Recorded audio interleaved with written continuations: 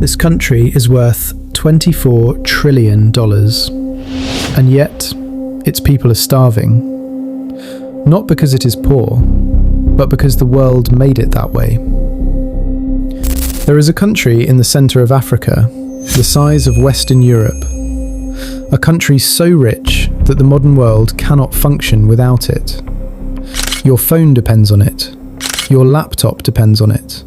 Your electric car depends on it. Even the future of clean energy depends on it. And yet, the average person there survives on less than $2 a day.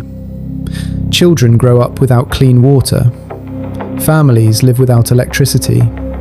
Entire cities function without stability.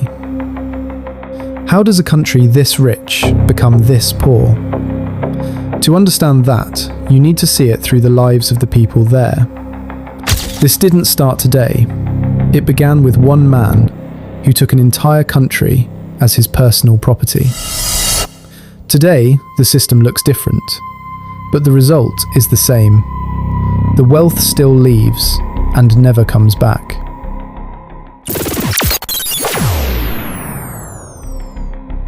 The Democratic Republic of Congo sits at the very heart of Africa, a country defined by its scale, its depth, and its overwhelming natural presence.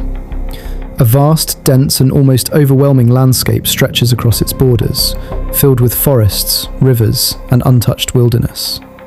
2.3 million square kilometres of land, making it one of the largest countries on Earth. To truly understand that scale, you would have to imagine something almost impossible to picture.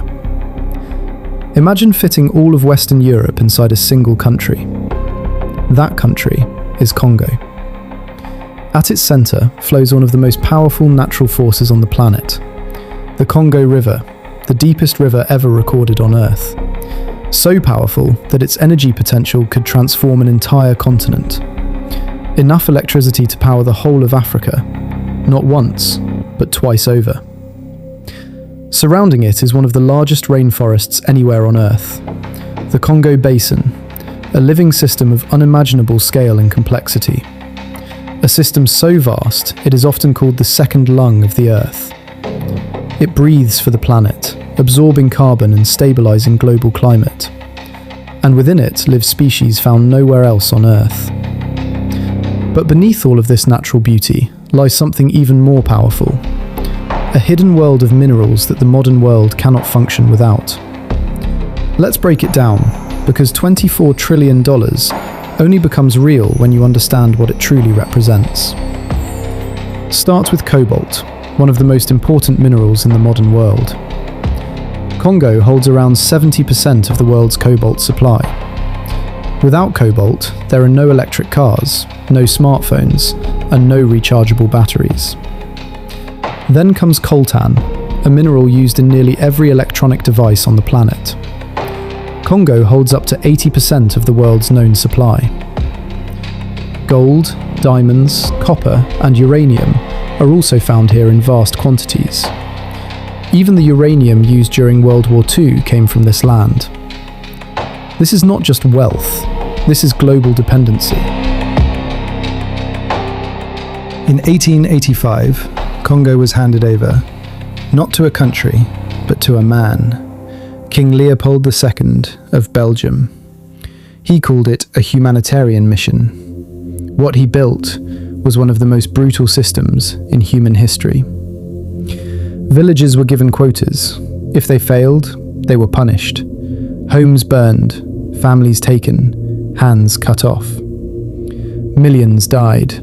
Some estimates say up to 13 million people in just over 2 decades. All for rubber, all for profit. And when the world finally reacted, it was already too late. The damage was done. The system had been created. Congo becomes independent. Hope returns. A young leader rises, Patrice Lumumba. He believed Congo's wealth should belong to its people. That belief made him dangerous. Within months, he was removed, then captured, then killed. Behind the scenes, global powers watched, and in some cases, helped. What replaced him was not democracy, but control. Then came the wars. Conflicts so large they reshaped the region. Over 5 million people died, not from bullets alone, but from hunger, disease, collapse. And yet, most of the world never heard about it, because while people were dying, minerals were still flowing. People often ask why Congo doesn't fix itself. But that question assumes the system is broken. It isn't. The system is working exactly as it was designed to work. A system built over decades of colonial exploitation, political interference, and economic control. A system where resources leave the country every single day, and almost nothing comes back. So where does that leave us? With a country rich beyond imagination, yet still struggling to survive. A world that depends on its resources while ignoring the people who live above them. And a future being built on foundations most people never see. There is a country in the centre of Africa. You already knew that. But now you know something else. You know what it holds. You know what it lost. And you know what is still happening right now. And once you know that, you don't get to look away. You don't get to say you didn't know.